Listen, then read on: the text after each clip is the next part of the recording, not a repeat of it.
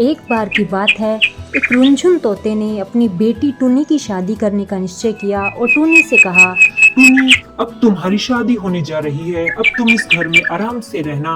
मैं अपने दूसरे घर चला जाऊंगा। और के बाद टुनी और उसका पति उस घर में आराम से रहने लगे। लेकिन ये बात उनकी काली कौवी श्वास को पसंद नहीं थी। वह रोज दोनों को ताने मारती और उन्हें कहती कि क्या तुम घोड़े बेचकर दिन में भी सोते रहते हो, क्या तुम काम नहीं करते, मुझे ये बिल्कुल पसंद नहीं है, तुम मेरे घर से निकल जाओ। इस तरीके से काली कौवी रोज ताने देती और एक दिन काली कौवी ने टुनी चिड़िया और उसके पति दोनों को घर से बाहर निकाल दिया। दोनों एक जंगल में रहने लगे। एक दिन टुनी चिड़िया का पति कहीं चला गया। टुनी चिड़िया बहुत परेशान हुई, बहुत ढूंढा लेकिन वो कहीं नहीं मिला। जोर की आंधी और तूफान आया। टुनी अकेली रह गई और बहुत परेशान हुई।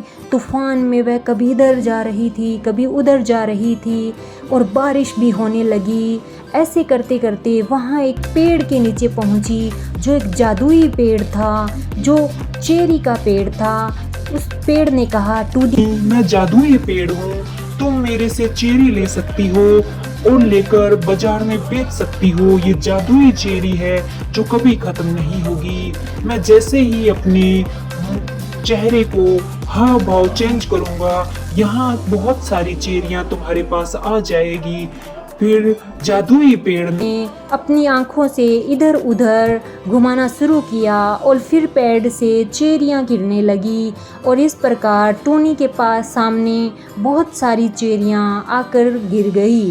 टुनी देखकर बहुत खुश हुई और पेड़ को धन्यवाद कहा और फिर इस प्रकार टुनी ने वो चेरियां लेकर उड़ने लगी और चेरियां जादुई थी, उसके पीछे पीछे चेरी उड़ने लगी और टुनी ने सब चेरियों को इकट्ठा करके एक अपनी रेहड़ी में लगाकर बेचने के लिए शुरू कर दी।